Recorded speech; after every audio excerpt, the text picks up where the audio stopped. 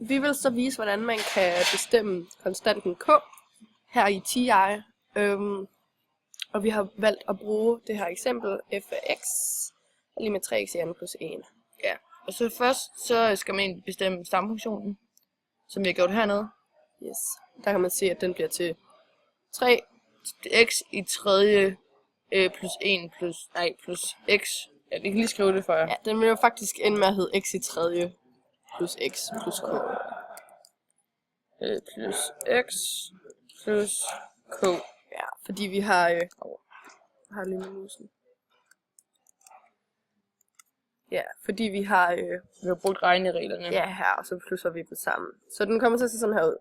Det vi så vil gøre nu, det er, at vi definerer den her ligning, eller den her funktion. Så vi siger f af x kolon er lige med x i tredje plus x plus x, ikke?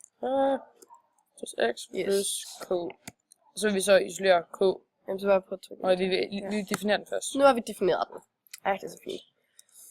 Så kan vi bruge sige solve-funktion og sige, så har vi vores y-koordinat, det er 2, som vi ser heroppe. Og vores x er 1.